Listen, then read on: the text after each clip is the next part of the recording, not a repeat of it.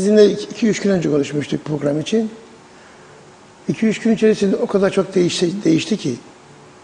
Çünkü siz ne yaparsanız yapınız, eğer sektörün başında ve sektörü idare eden kişilerseniz, kararları zamanında almazsanız, verdiğiniz sözleri zamanında tutmazsanız, günün sonunda zamanın işte bizim de burada olduğu gibi bir tepki ortaya koyarız. Ardından bu tepki büyümeye başlar ve bu eylemlere kadar dönüşür ve ondan sonra da dönüşü olmayan bir şekilde artık o kadar ağır olaylar oluşur ki kalem kırılır, olaylar artık eskisi gibi olmaz. Ben bunu ifade etmeye çalıştım. Ben günlerdir de bu konuda kendimi uyarıyorum, günlerdir uyarıyorum. Bey, geçen hafta sizi Sayın Bakan'la bir masa etrafında gördük. Gayet basına da poz verdiniz. Prim destek programı gündemde dedi. Geçen hafta değildi mi? Geçen hafta değil miydi? Yakın bir zamandaydı ama. 21 Mayıs'ta biz kendileriyle bir protokol yaptık. 21 Mayıs'tan sonra biz 14 Temmuz'da tekrar bir araya geldik. 14 Temmuz'da da basın yoktu orada. Belki ondan önce... Bakanlık servis etti. Olabilir, bakanlık servis etmiş olabilir. Yalnız biz 21 Mayıs'ta bir protokol yaptık. O protokolün da 7 maddesinden birkaç tanesi yerine geldi. Ve bugünkü de tepkilerimizden bir tanesi de buydu. Protokoldeki maddelerin bir tanesi arpa fiyatının 1,5 TL düşürülmesiydi. Temmuz başında, Ağustos başına ertelediler kendilerini. Ağustos başı gelmesine rağmen açıklama yapılmadı tekrar. İkincisi de Sayın Sunat Atun Maliye Bakanı'ydı. O protokola imza atan 3. kişi de oydu. Sayın Sunat Atun'la birlikte elektrik fiyatlarına çok ciddi anlamda üretim sektörüne indirim yapılacağı ortaya konulmuştu. O gün de elektriğin kilovatı 2,7 idi. Bir baktık ki 15 gün sonra elektriğin kilovatı, daha doğrusu Temmuz'un 1'inden itibaren 3,32 oldu. Yani indirim beklerken zam da aldık elektriğe. Ve bu konuda da herhangi bir açıklama yok. Biraz önceki toplantıda Sayın Bakan dedi ki, Sayın Dursun Oğuz, bu konuda dedi, çok mahcubum dedi. Aslında dedi çalışma yapılmıştı dedi. Çalışma sonlandırılmıştı dedi ama açıklayamadı dedi. Müsteşar dedi kim açıklayacak? Dedi ki Sayın Sunat Atun açıklayacak dedi. Açıklamadı. Sonra sorduğumda dedi ki Sayın Üstel açıklayacak dedi bunları dedi. Yani bu kadar çelişkili ve bir şey açıklanmadı. Halen de bir şey açıklanmış değildir. Bugün sabahki şok eyleminizin kararını ne zaman aldınız? Arpa fiyatları ile ilgiliydi. Sanırım tekrardan sizden bir dinleyelim. Onlara zam geliyor diyorsunuz. Biz çiğ süte de zam istiyoruz. Çünkü sattığımız sütle yem alamadık diye bir açıklamada bulundunuz. Şimdi Özlem Hanım, öyle bir geminin içindeki ki şimdi döviz artık bizi etkisi altına aldı. Çoktan beri etkisi altına aldı döviz ve dövizin çerçevesinden kurtulamıyoruz.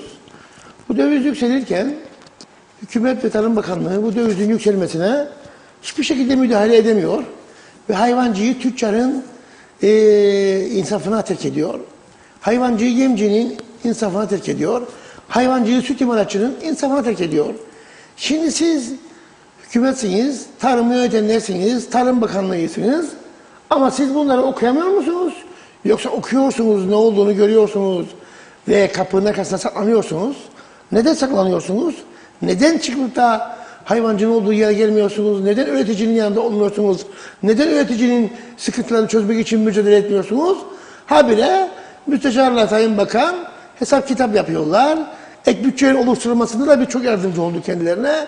Ek bütçe oluştu, sonra ek bütçe oluştuktan sonra bu protokol yapıldı. Ciddi anlamda büyük bir eylem aşamasına gelinmişti ve bu protokol yapılmıştı o 21 Mayıs'ta. Ve bunları da ortaya koyarken yine o bütçe imkanları ortaya kondu. Tamam ama şimdi 21 Mayıs'tan buraya 2 ayda geçti. 2 ay içerisinde olumlu yönde yapılan birkaç adım var. Protokolde yazan ödemeler, şu bu bir iki ödeme. Süt ödemelerinin tam ödenmesi ve bunun yanında küçükbaş hayvancının ödemesinin yapılması. Bunun gibi ama bunun dışında önemli nokta arpa fiyatının desteklenmesi gerekir. Çünkü ne küçükbaş hayvancımız ne de büyükbaş hayvancımız 6,5 liraya arpa alıyor. Şu anda alamaz. Zaten arpa bugün bir dengeydi. Arpayı bırakın siz her hafta dövizin yükselmesinden dolayı yem maddelerine %10'un üzerinde artış geliyor. Bir bakıyorsunuz 22 Temmuz'da 1 TL elektriği aşağı çekiyorlar. Akaryakıtı aşağı çekiyorlar. Yolculuğu 29 Temmuz'da geliyorsunuz. 28 Temmuz'da 1,5 lira artırıyorlar. 23.23'tü. Son 25.47 47 oldu. Değil mi? Şimdi yani siz 1 lira indireceksiniz, 5 lira artıracaksınız. Bugün 27 liraya, 25 kusur liraya kim akaryakıt alacak, yolcu alacak ve traktörüne koysun, akaryakıtını alsın. Bu ayrı mesele. Bunun yanında yem fiyatlarına bugün 14 Temmuz'da %12'nin üzerinde zam geldi. Dedik ki 14 Temmuz'da biz hemen çiğ süt fiyatını artırınız. Biz bugün çiğ süt fiyatını neye göre artırıyoruz? Sütün yeme göre artıyoruz. Yem arttığı zaman sütün fiyatının da artması lazım. Bu bir orantıdır. Yem artıyor sürekli ama sütü artıran yok. Şimdi biz çiğ süt fiyatının artmasını isteyen bir taraf değilik yani ha. Yani elinde çiğ süt fiyatı artsın da fakir fukaraya, asgari ücretliye, yani senin insanlar 8.600 lira olsa asgari ücret, bugün o insanların durumunu hepimiz biliyoruz. Hepimiz de neyin ne olduğunu biliyoruz. Bizim derdimiz bu değil. Siz o zaman hükümetseniz, maliyete düşüreceksiniz, akaryakıta destek olacaksınız, arpaya destek olacaksınız, efendime söyleyeyim elektriğe destek olacaksınız, maliyeteye düşüreceksiniz. Ama bunu yapamıyorlar. Bunu yapamıyorlar. Bir yandan da hayvancının sütünü teslim alıyorlar. İmalatçıya diyorlar ki merak etmeyiniz. Hayvancının sütü elimizdedir bizim. Biz istediğimizi oynarız onunla. Ben öyle diyeceğim. Sen benim sütümün söz sahibi olacaksın. İstediğim için de sen beni pazarlayacaksın imalatçıya. İmalatçı isterse efendim beğenirse vereceksin, beğenmezse vermeyeceksin. Anlayışı tamam değildir. Burada sistem bu olmaması lazım. Bizim derdimiz ürünü temel gıda maddesinin fiyatını artırmak değildir. Ne de etin ne de sütün. Bunun peşinde olmadık. Hiçbir zaman hayatımız boyunca da bunun peşinde olmadık. Ama yem fiyatları arttığı zaman, maliyetler arttığı zaman bugün çalışanınızın sigortası ilk artar. Efendime söyleyeyim elektrik maliyetiniz katlanır, akaryakıt katlanır, gübre katlanır, yem fiyatları katlanır. Katlandığı zaman siz bunu süt bedelinizden karşılamıyorsunuz. Bir süt bedeli var, bir de küçükbaş hayvancının kuzusu oğlağı var. Kuzusuyu satar, yem alamaz.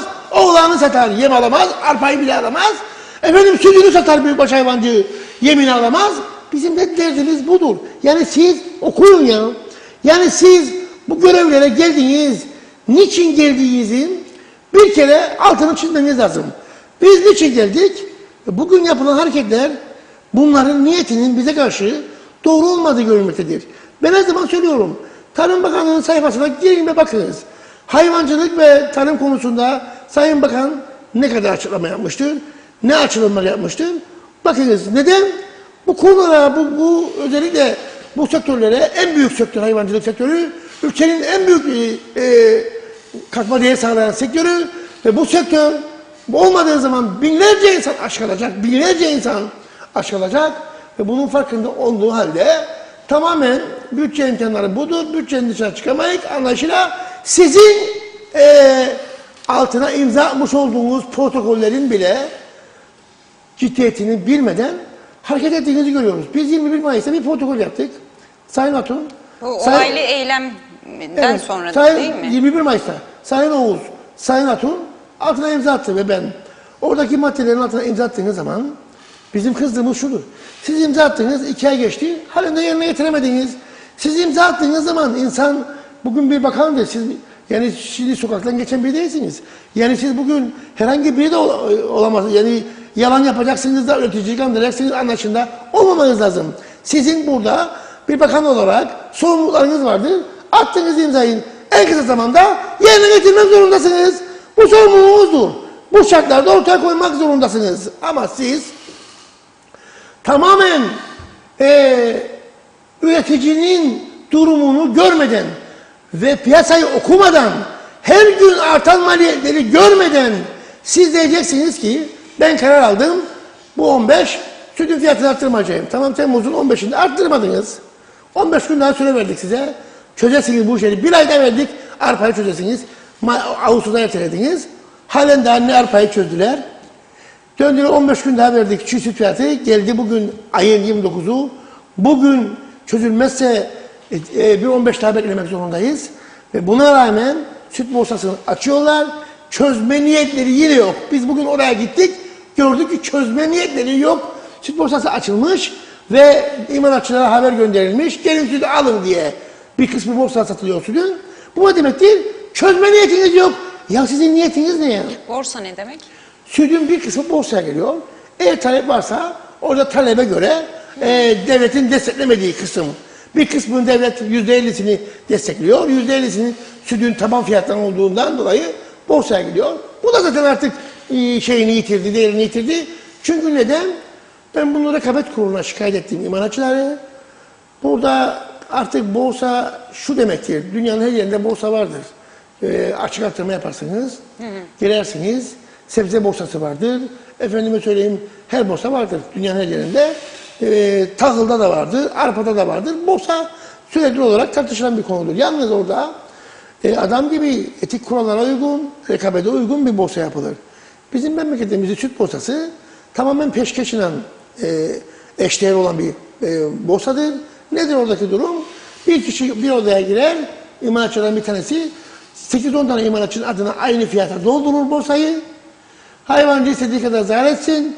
Bir yıl içinde hayvancı süt borsası altında satılan sütten 10-15 milyon liraya yakın para zarar etmiştir. Şimdi süt azaldı, süt üretimi azaldı. Borsa biraz artıya geçti. Zaten biz oradaki protokolde taban fiyatı koyduğumuz için artık borsayı zararda işlemezler. Bunu bildikleri için de anlaşarak yine aynı fiyata atıp hayvancının kar etmemesini ortaya koyuyorlar. O yüzden artık bunun da tartışılı olduğunu bildiğim için ben bunu rekabet kuruluna bunu ilettiğim rekabet kurulu bunu inceleyecek, görecek ne olduğunu bize ortaya koyacak. Yalnız benim sabahleyin de ortaya koymuş olduğum tavır şudur. Görüşme talep ettiğiniz kabul edilmedi mi? Hayır öyle bir şey yok. Biz kabul edilmedi değil. O an Sayın Bakan'ın iki sağlığına yani şeye gitmişti. Toplantıya gitmişti. Grup toplantısı olduğunu ifade etti. Müsteşar ve bakanlık müdürü. Ve 2 saat sonra geleceğini ifade etti. Ben de dedim ki tamam biz burada basına açıklama yapacağız. Kendisine dedim odasında dedim. Odasının yan tarafında toplantı odası vardır. Orada dedim bekleyeceğiz. Dışarıda çok sıcak. 40 derece sıcak var ya. Biz terin içinde kaldık, sıcak içinde kaldık. Yani hayvancı sıcağın içinde mi edeceğim orada? Ve yukarıya çıktık. Vay efendim yukarıya çıkmışız da bakan yoktur. Oradaki özel kalem müdürü saldırıya geçti. Dedim sen kimsin ya? Sen kimsin? Bu binanın sahibi biziz. Hayvancı bugün şunu söylemez Hanım. Sütünden sadece ayda 6 milyon üzerinde kesinti yapılıyor. Onun için tarım sigortası ayakta kalsın diye. Tarım sigortası o binanın sahibi tarım sigortasıdır. Tarım Bakanlığı değil. O bina tarım sigortasının binasıdır. Ve biz o paramızla orada oturuyorlar ve hepsine maaş alıyor. Tarım sigortasındaki çalışanlar hayvancının sütünden maaş alıyorlar. Süt kurumunda çalışanlar hayvancının sütünden maaş alıyorlar. Toprak Ürünleri Kurumu'ndan çalışanlar hayvancının aldığı arpadan maaş alıyorlar. 201 kişi Toprak Ürünleri Kurumu'nda, 40-45 kişi süt kurumunda, bir o kadar da tarım sigortasında. Şimdi bütün kurumlar benim eksenimden maaş alacak ve ben kendi binama giremeyeceğim. Bir kişi benim önüme çıkacak, diyecek ki polise at bunları dışarı. Sen kimsin ya da ben atayım dışarı. Önce sen çıkacaksın dışarı. Bu binanın sahibi önce bunu bilmeleri gerekir. Siz üreticiye sıcağın içinde, 40 derece sıcağın içinde üretim yapan insanlara ve soğuğun içinde, kışın içinde de çamurun içinde neler çektiğini bilen bir kişi olarak ben 32 yıllık veteriner hekimim, 17 yıldır birlik başkanıyım ve her gün de ben kısaldayım. Bunu bilen bir kişi olarak sen bunu bilmiyorsan sana öğretmeyebiliriz biz. Ve sen burada dikleneceksin orada ve sen hayvancıya diyeceksin ki bakan yoktur burada. Siz işgal edemezsiniz bakanın toplantı odasını. Ne demek bu ya? Buranın sahibi bizdik. Siz kapıdan gelir her üreticiye güler yüz göstermeniz gerekir. Her üreticiye hoş geldin deyip de insanlara iyi niyetle yanaşmanız gerekir. Elleri nasıl insanlara nasıl çektiklerini, neler çektiğini bildiğiniz halde. Siz bunu bileceksiniz. Sonra iş değiştiği zaman ben de öğreticiyim de ben de öğretimden geliyorum. Bıraksınlar bunları ya. Bunlar tamam değildi. Bu kavga büyüyordu. Sayın Bakan derhal geldi tabii toplantıyı bıraktı geldi. Ondan sonra Sayın Bakan'ın girişteki tavrı da doğru değildi. Girdi ve dedi ki sadece yönetim kurulu burada kalsın. Nasıl bir yönetim kurulu kalsın orada? Bizim hiçbir zaman da kimseyle ayrımız gayrımız yok. Biz yönetim kurulu olarak sadece kararları verdik ama bütün üreticimiz de bizim ne yaptığımızdan haberdardır. Ve biz dönem dönemde bütün üreticimizle birlikte toplantılar da yaparız, eylemler de yaparız. Görüşmelere de giderik. Hiçbir ayrımımız yoktur. Üretim sektöründe birlik beraberlik vardır. O yüzden bu tavrı da oradaki arkadaşların toplantıyı tekrar etmesine sebep oldu. Daha sonra tabii ki ikna ettik. Geri getirdik arkadaşları oradan. ve toplantı devam etti. Ama Tarım Bakanlığı'ndaki tavır, üreticiye karşı tavır, sanki de burası benim babamın malıdır tavrı. Benim babamın malında siz de geleceksiniz de bu şekilde baskı yapamazsınız. Bu şekilde hareket edemezsiniz tavrı. Şiddetle kınıyorum ben bunu. Orada da söyledim. Ve bunun da bedelini mutlak surette yapanlar ödeyecek. Bu da tehdit değildir ha. Günü geldiğinde herkes bunun bedelini öder. Bunu açık açık söylüyorum. Çünkü bu tavrı biz asla kabul etmiyoruz. Hele de üretim yapan çiftçiye, hayvancıya, narinciyeciye, bütün üretim sektörüne karşı. Ya bu insanlar bu memlekette temel gıda maddesi üretiyorlar. Toprakta, köyünde her gün eziliyorlar. Sen bana geleceksin orada bütün klimanın altında benim paramla oturacaksın klimanın altında. Orada ve döneceksin bu insanlar sıcağın içinde gelecekler ve tavır koyacaksın. Biz iddiamı oturduk ya. Ben orada en azından bugüne kadar 12-13 tane bakanla birlikte oldum 17 senede. Hiç böyle bir tavırla karşılaşmadım. İstediğimiz zaman giderik, istediğimiz zaman otururuk, istediğimiz zaman da burada bir şekilde görüşmelere devam ederiz. Ama ben zaten 2-3 gündür Özlem Hanım görüşmemiz gerektiğini defalarca aradım genleri. Karar almadan görüşelim. Çünkü 14 Temmuz'da biz yönetim kuruluna gittiğimiz zaman Sayın Bakan dedi ki 26-27'sinde dedi bir araya gelelim dedi Temmuz'un. Neden? Çünkü hem dedi süt fiyatlarını belirleriz dedi. Hem de arpanın fiyatını da dedi o gün dedi belirleriz dedi 26'sında. Biz bundan dolayı 26'sı geldi. Tamam hadi toplanalım dedik. Biz size iyi niyet gösterdik. Ses yok. Arıyorum. Ses yok. Arıyorum Sayın Bakan dedi Türkiye'ye gitti. 2 günlüğüne Perşembe akşam gelecek.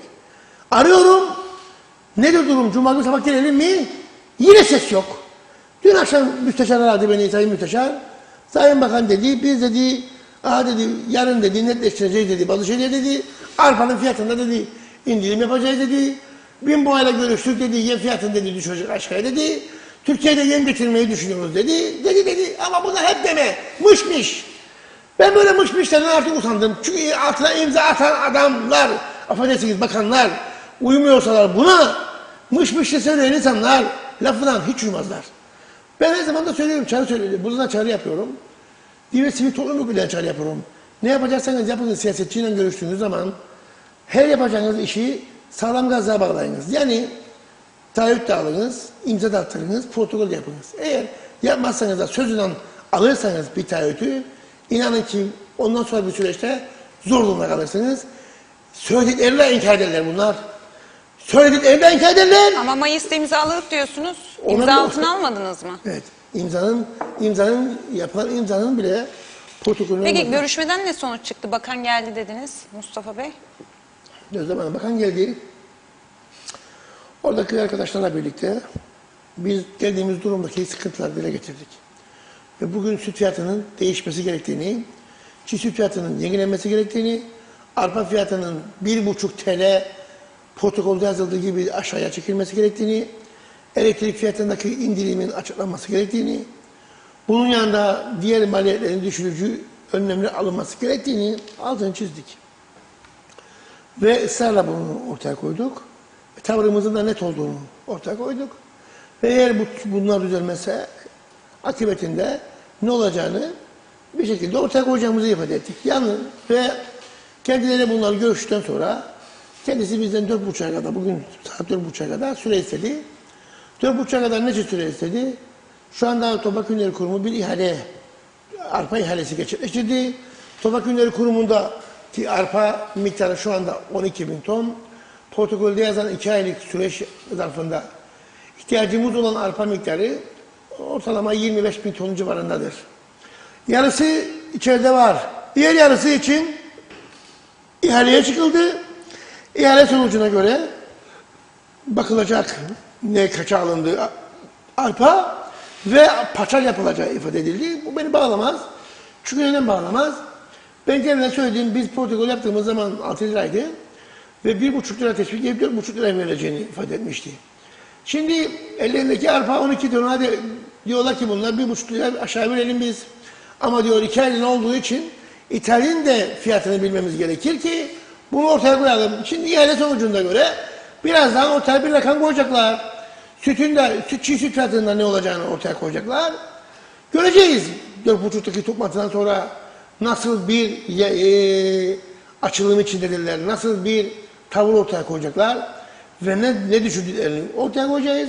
Çünkü imalatçı kendilerini korkutuyor. Diyor ki süt imalatçıları, arkadaşlar sütün fiyatını arttırırsanız almayacağız.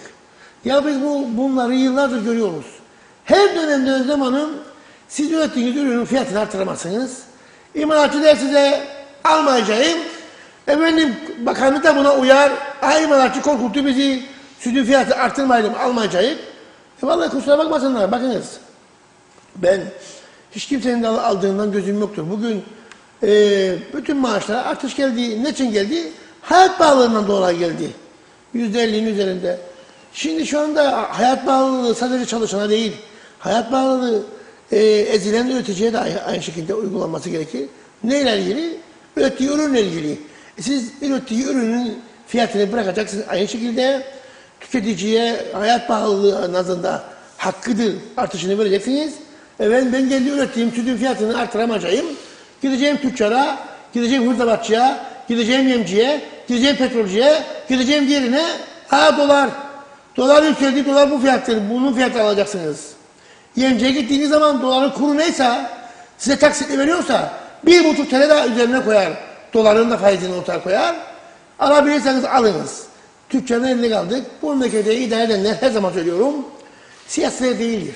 Bu memleketi idare eden şu anda 15 tane ithalatçı firmadır. 4-5 tane daha tüccardır. Ve bunlar idareyi ele aldılar. Dövizle istedikleri biçimde oynarlar.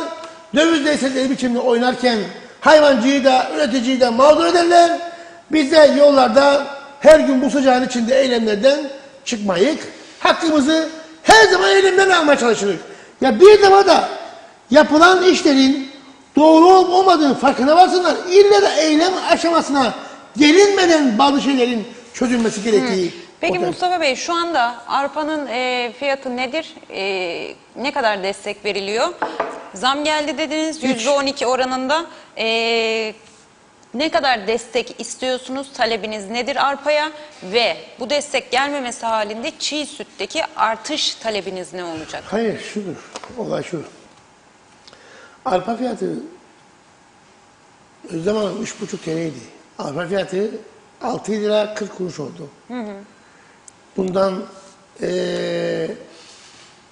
20 Mayıs itibariyle. 20 Mayıs'ta arpa fiyatı 6 lira 40 kuruş oldu. O zaman çiftçiden 5,5 liraya aldıkları arpayı kendi Toprak Ürünleri Kurumu 201 çalışanını da masraflarını koyarak, kendi masraflarını da koyarak, finans masraflarını da koyarak, kendi size 50 kuruş üzerine koyup 5,5 aldığı arpayı 6 liraya çiftçiden almış olduğu arpayı hayvancıya satmaya başladı.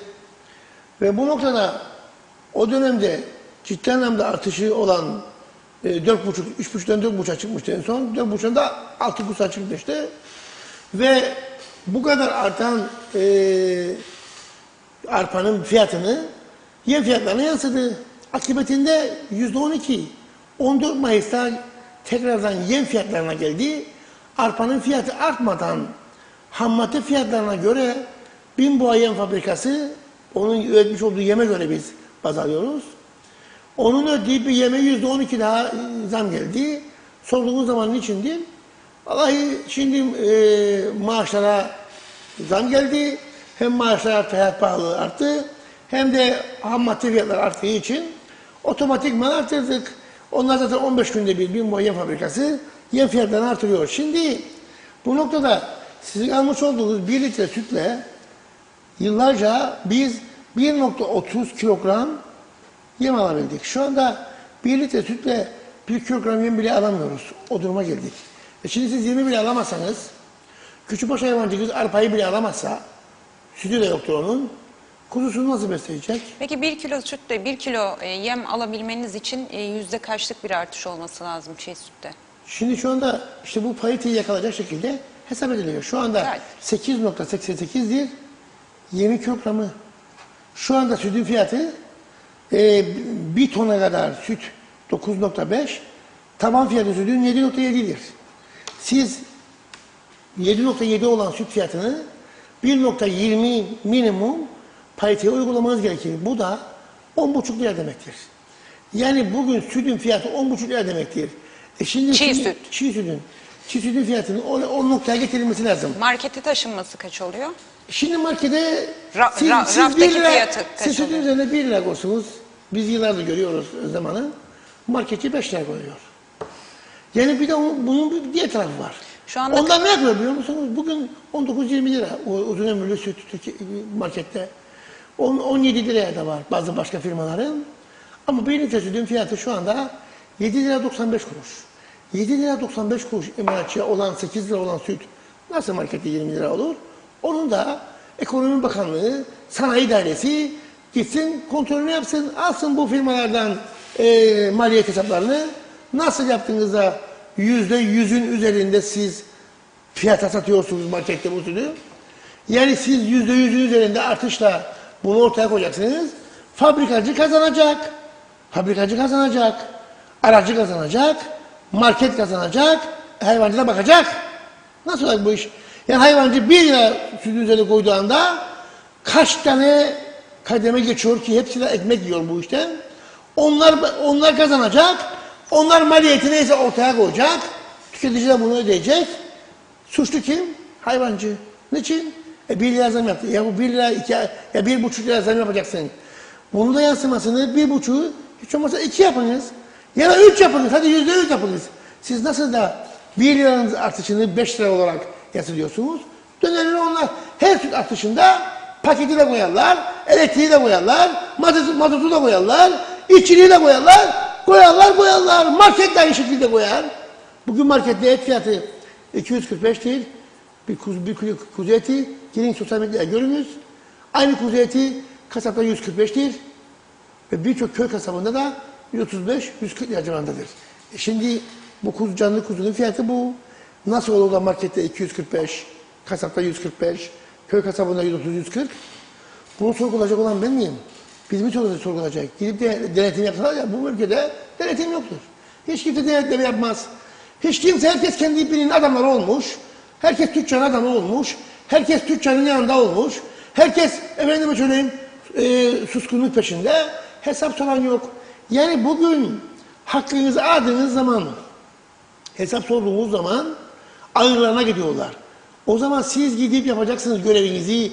Madem ki siz maaşınızı alıyorsunuz, klimadan kurtulun, hayvancı gibi sokağa çıkın, arabaya da klimalıdır, gidin marketlere sorun. Nasıl oluyor da bu fiyata veriyorsun? Sorgulayın, kapatın marketin et satışını. Ne iş var marketin kasabının dükkanıyla? Herkes kendi işini yapacak. Marketçi kasap mı? Marketçi sıcak yemek satacak olan yer midir? Restoranlar ne iş yapar? Restoran yemeği satacak, kasap kasaplığını bilecek, hayvancı hayvancılığını bilecek. Yani herkes işini yapmayacak. Marketçi bugün hem kasap, hem süt imalatçısı, hem efendime söyleyeyim sıcak yemek satacak. Günlük böyle bir şey olamaz ya. Bu arsızlıktır. Bu arsızlıktan başka bir şey değildir. Bu yüzsüzlüktür, arsızlıktır. Bunun kontrolünü yapıp derhal bunları dizayn edilmesi lazım, düzenlenmesi gerekiyor. Sizin bu et konusunda daha önceki açıklamalarınızda etin daha ucuza, direkt tüketiciye ulaşması noktasında bir mezba projesiyle ilgili açıklamalarınız var. Ne oldu? Ne oldu o? Leykoşa'da kurulacaktı çok büyük. Girişim yaptık. Mezbaların durumu ne? Çok girişim yaptık. Bu konuda çok girişim yaptık. Aha atıl durulmaz bunun başta bir tane mezba. Hemen yanınızda biraz ileride bakınız. İleride Leykoşa Türk Belediyesi'nin mezbahası Avrupa Birliği yaptı. Sanayinin içinde kaldı. Yanında bir de okul var. Bir daha biraz ilerisinde okul var. Atıl durumda durur. Öyle bir para harcadılar ki boş yer harcadılar. Plansız programsız atıl durumda. İşletemediler daha. Çürüyüp gidiyor oralarda. Yazıklar olsun. Onun hayat bulması halinde Onu neler kolaylaşır? Onu söksünler oradan. Olduğu gibi her şeyini. Gidip başka yerde monte etsinler. Burası mezbahanın çalıştırılması için uygun bir yer değildir. O yüzden biz buna talep olduk. Bir mezbaha olmazsa ciddi anlamda sizin çalıştırma imkanını sağlayacağınız tesis olmazsa, tanzim satış noktaları kurmazsanız, bu birlik beraberlik şeklinde kooperatifimiz var, bizim hayvancılık kooperatifi var da, kooperatifin de işlevlerini artırarak sizin bunu yapma imkanınız olması gerekir. Yalnız bu ülkede sizi eğer kaynağınız yoksa ciddi anlamda güçlü değilseniz birkaç tane tüccar sizi de batırır. Neden? Onlar çünkü piyasayı tuttukları için siz çıkarsınız dersiniz ki ben toptan fiyatına satıyorum. Toplam fiyatı 130 liradır. Diyelim ki kuzunun, diyelim ki kıymanın da 135 liradır. Çıkarsınız, yarın onlar çıkar oradan zararına da olsa bir dumping yaparlar. Siz dayanamazsınız. Veya dayanabilirseniz mücadele edersiniz. O dayanamaz. Ve ondan sonra sizi batırırlar. Burada ülkenin nüfusunun azlığı ve ülkedeki nüfusun ciddi anlamda olmaması size buradaki çemberin daraltmaya götürüyor. Çünkü mezba çalıştığı zaman maliyetleri ciddi anlamda yüksek. Adam çalıştıracaksınız. Et tanzim satışıyla açtığınız zaman orada da sizin ciddi anlamda bir potansiyeliniz olması lazım. Size gelecek olan potansiyel. Bunun da ciddi anlamda bir maliyeti vardır. Bunlar rentable olması lazım. Yani ekonomik akla uygun yerler olması gerekir ki yaptığınız bir işten dolayı siz bu ülkeye faydanız sağlansın ve üreticiye fayda sağlayasınız, tüketiciye fayda sağlayasınız. Şimdi bu noktada bunu yapmak için de çok ciddi bir kaynağınız olacak ve profesyonel çalışmanız gerekir bu konularda. Bunun için ben çok mücadele ettim. Bir mezbaha eğer elde edebileydik mezbahayı bu işe başlayacaktık. Ama şu anda mezbaha söz konusu değil. Bir mezbaha da çok küçük paralara yapılmaz. Yani şu anda en azından yani 1 milyon dolar ister. 1 milyon dolar da 17-18 milyon bir paradır. İşte atıl duruma durur orada. Olayı olsun. Daha önceden başka bir şekilde başka bir yere yapaydılar. Şimdi bana versen orayı bedava da orası yine çalışmaz. Çünkü uygun bir yer değildir. Buraya kimse gelmez. Çevre yolundan Hamitköy'den geleceksiniz buraya. Çevre yoluna geleceğinizde Hasmalık'ta 2 tane mezbaha var büyük. Niye gelsin ki adam da buraya? Yolun üzerinde 2 tane mezbaha varken çevre yolunda Hamitköy'den dönecek mi buraya? Okulun yanına gelip mezbaha konacak. Mezbahaya gelecek. O yüzden orası uygun değil. Yani şimdi bu ülkede bu kadar bu zor şartlarda üretim yapmaya devam ediyoruz. Ama saat 4.30'da toplantıdan sonra ben basına gereken açıklamaya geri yapacağım. Peki 1.20'lik bir rakamdan bahsettiğiniz çiğ sütte talep için yani Hayır, sütle taban fiyatı. Taban fiyatı. Alabilmek için minimum. Gerçekleşmezse bu 4.5'taki ihale sonucundan sonra ne olacak? Nasıl bir yol izleyeceksiniz? Biz biraz önce tavrımızı koyduk. Orada da ortaya koyduk. Arpanın fiyatı düşecek. Sizin ortaya koymuş olduğunuz gibi 4,5 liraya arpanın fiyatı düşmek zorundadır. Küçükbaş hayvancı artık hayvanına bakamıyor. Bu bitmiştir. İkincisi çiğ süt fiyatı bugünkü yeme göre 1.30 paritesinde olması gerekir. Minimum 1.30. Taban fiyatın en azından 1.20'ye çekilmesi gerekir. Ama bir tona kadar yapmış olduğumuz süt orantısında 1.30'un da üzerinde olması lazım. Destekle birlikte. Şimdi bu da oluşmazsa, bunun yanında arpanın fiyatı geri gitmezse ve diğer maliyetler konusunda çalışma yapılmazsa Türkiye'den yem getireceğiz, Bimbo'nun yemini düşüreceğiz. Bunlar çözüm değildir. Yapılacak olan hem çiğ süt fiyatının dengelenmesi hem arpanın fiyatının düşürülmesi. Acil olarak bunlar. Eğer Toprak Ürünleri Kurumu girişim yapacaksa da mısır getirecek, girişim yapacaksa da başka açılımlar yapacak, yapsın. Elektrik konusunda da hemen yapılan çalışma açıklanacak. Ve bunlar eğer gerçekten doğru bir noktaya getirilirse biz bugün bu toplantılar çıkar ve deriz ki iyi bir noktaya girdik, üretime devam edeceğiz. Eğer bunlar oluşmazsa ve inatla bunu yapamadık, paramız yoktur, bunu da bu kadarcık verdik diye ifade edilirse ve inatla da öyle kuruş hesabı yapılmaya devam edilirse demek ki iyi niyet yoktur demektir. Burada biz de buradan çıkarız ve basına gerekli açıklamayı arkadaşlarımızla birlikte konuşarak yaparız. Çünkü oradaki bazı tavırlar şunu ifade etti. Beğenmezseniz dedi eylem yapınız. Bakınız oradaki bazı arkadaşların değil oradaki bakanlık yetkilisinin tavrı buydu. Biz eylem yapmaktan hiçbir zaman korkmadık. O yüzden şu anda da her zaman ortaya koymuş olduğumuz anlayış şudur. Eylemi son çare olarak Özlem Hanım ortaya koyarız. Yani kırıp dökmekten çok hoşlanmayız. Ama bu hayvancının canını yakarsanız ve son noktaya getirirseniz artık dayanacak gücü de kalmaz. Bu hayvancı hakkını aramak için de eylemin en ağırını bugüne kadar yaptı. Bunu herkes biliyor. Yine yapar. böyle bana diklenerek, isteseniz gidin eylem yapın tavrıyla oradaki bunu söylerse, bu bizi yani tetikleyip de düşmanlık aşamasına getirmez. Biz ne zaman eylem yapacağımızı çok iyi biliriz. Ama bu görüşmelerin sonunda bir çözüm çıkmazsa toplanıp bir yönetim kurula birlikte mutlak surette eylem açılacağız. Çünkü artık yani gidip gelmekten, her gün bunları görüşmekten, her gün süt fiyatı görüşmekten, her gün arpanın fiyatı ne olacak diye görüşmekten usandık. Çünkü tavır öyle bir tavır ki sistem oturmuş değil. Oturmuş bir sistem ortaya koyulmadı. Günübirlik politikalarla, günübirlik 3-5 kuruş buldukları parayla çözüm aramaya çalışıyorlar. Günübirlik politika olmaz. Siz burada kriteri koyacaksınız. Yem fiyatı yükseliyorsa 1'e 1.30 paydası nedir oğlum? 1'e 1.30. Süt fiyatı bu olacak. Kârarsız imalatçı dersiniz ki sütün fiyatı budur. Buradan alacaksınız. Almak istemezlerse hayvancıya diyeceksiniz ki biz bu sütü satamadık. Alacak olan kişi yoktur. Üretimi ona göre yapınız. Siz de üretimi azaldınız. Biz de üretimi ona göre azaldınız veya bu firmalar almazsa dışarıdan başka firmaların gelmesinin önünü açarız. Bugün birçok firma dışarıdan gelip bu ülkeye yatırım yapmak ister. Ve bugün bunlara kısıtlama getiriyorlar. Birçok firma geldiği bu ülkeye yatırım yapsın. Süt üretimi, süt fabrikası olarak. Ve mevcut imalatçılar burada karşı çıktılar. Neden karşı çıktılar? Çünkü başkalarının yaşamasını istemezler burada. Şimdi burada aynı gemide olduğumuzu bilmeniz gerekir. Siz bu halkanın en büyük halkası olan bu dişlinin siz koparırsanız halkayı, hayvancılık halkasını hepsi bütün halkalar kopar. Siz bunu bileceksiniz. Gerek imalatçısı, gerek bakanlığı, gerekse kasabı bilerek bu hayvancıyı desteklemek zorundasınız. Yani göreceksiniz. Sıkıntının ne olduğunu göreceksiniz. Düşmanlık yapmayacaksınız hayvancıya. Düşmanlık yapmayacaksınız üreticiye. Bunları düşmanlıkla değil, çıktığınız yerlerde üretici gerçekten haklıdır deyip sütünün fiyatını arttırın demeniz gerekir. Şimdi hiçbir zaman ben bir imalatçıdan duymadım.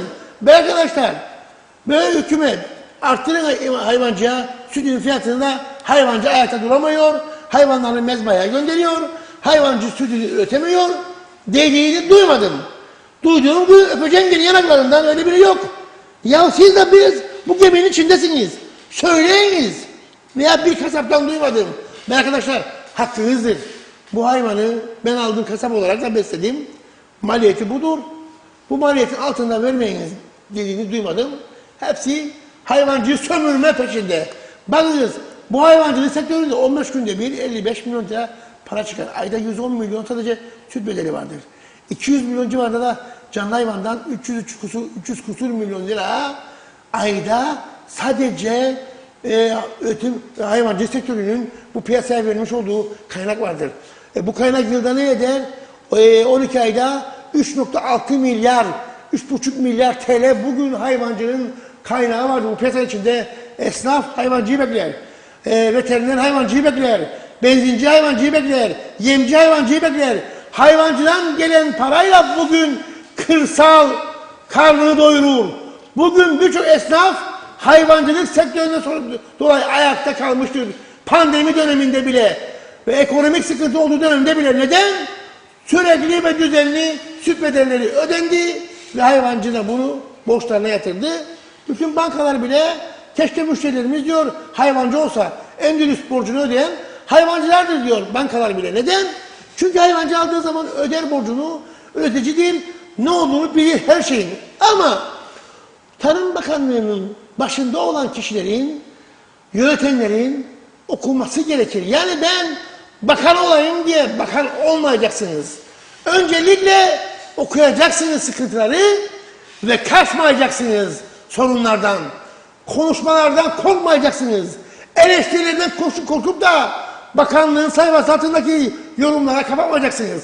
Şimdi bakıyorum ben, Süt Kurumu yorumu kapatıyor. Yaptığı yayınları. Tarım Bakanı da yorumu kapatıyor. Ne kapatıyorsunuz? Demek ki korkuyorsunuz. Demek ki yanlış yapıyorsunuz. Yanlış yapıyorsanız da eleştirsinler. Bizi de eleştiriyorlar. Biz birlik başkanıyız. Eleştirecek de, söyleyecek de, efendime söyleyeyim, fikrini de herkes konuşacak.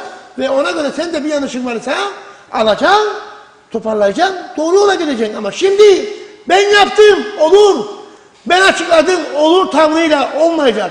Biz gidene kadar bugün onlar kararını vermişler. Ne yapacaklarını, böyle bir düzen olmaz. Sen benim ürettiğim ürüne karar veremezsin istediğim biçimde. Sen Tarım Bakanısın, doğudan geyi desteklerini yöneteceksin. Sen Tarım Bakanısın, sorunları çözeceksin. Sen Tarım Bakanıysan, bu üreticinin maliyetli olan sütün maliyetini sen kendin bilmene rağmen peşkeş çekemem başkalarına daha ucuza. Daha ucuza veremem. Sen bu küçük baş hayvancıya doğudan geyi desteğinin yetmediğini bildiğin halde, arttırmak zorunda olduğunu bildiğin halde neden arttırmıyorsun? İlle zorla mı arttırıyorsun? Yani biz her şeyi ya elimle, ya zorla, ya kavgayla yapıyoruz. Yani bir defa da otomatikman bazı şeyler çözülse bu ülkede, diyeceğiz ki mutlu bir ülkede yaşıyoruz. Ben bugün de söyledim.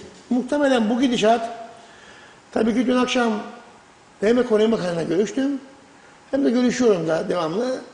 Diğerleriyle birlikte, yani bu dövizdeki yükseliş de bizi nereye götürecek? Özlem Hanım belli değil. Günün sonunda herhalde birçoğumuz bu işten vazgeçeceğiz. Bu döviz devam ederse bu şekilde yükselmeye. Genç olanlar Güney Kıbrıs'a gidecek çalışmaya. Bir kısım gençler yurt dışına gidecek.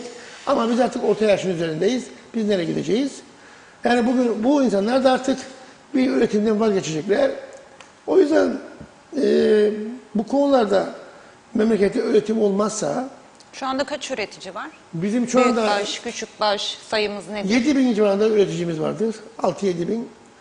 Ve besiciyle birlikte bundan sadece en az 50.000 kişinin karnını doyuruyorlar. Çünkü yan sektörlerde Kollar da vardır. var.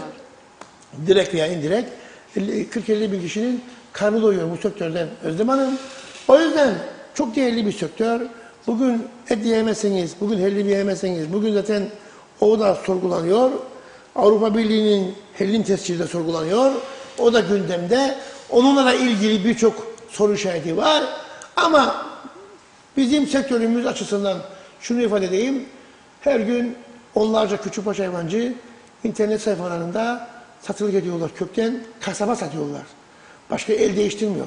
Neden satıyorsunuz diye sorduğum zaman her gün içine gidiyorum. Ben bu sıcağın içerisinde bu üretime neden devam edeyim ki bir şey kazanmazsam? Neden devam edeyim ki bir şey kazanmazsam? Birçok hayvancımız küçülmeye gidiyor, büyükbaş hayvancımız. Neden küçülüyorsunuz? Ödeyemiyorlar çünkü borçlarını ve ödeyemiyorlar çünkü aldıklarını. O yüzden onların da sıkıntısı bu yönde ve küçülmeye gidiyorlar. Bakınız, tam 2 ay içerisinde süt üretimi 500 tondan 370 tonlara geriledi. 370 tonlara geriledi. 120 ton 2 ay içerisinde geriler mi ya süt? Geriledi.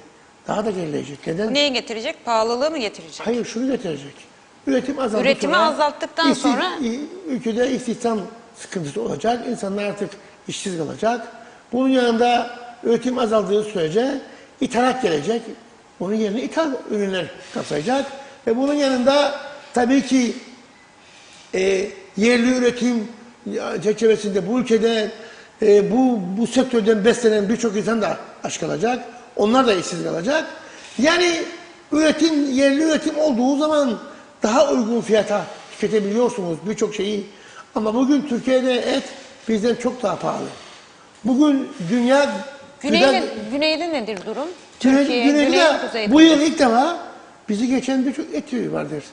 Bugün danada da, kuzuda da yaklaşık aynı fiyatlar. Hatta bizi oğlak fiyatı, dana fiyatı bizden daha yüksek. Güneyde bile. Süt fiyatı 70 euro sent. 70 euro sent biliyor musunuz kaç paradır? 13,5 liradır. 7 kere 7 kere 7 9.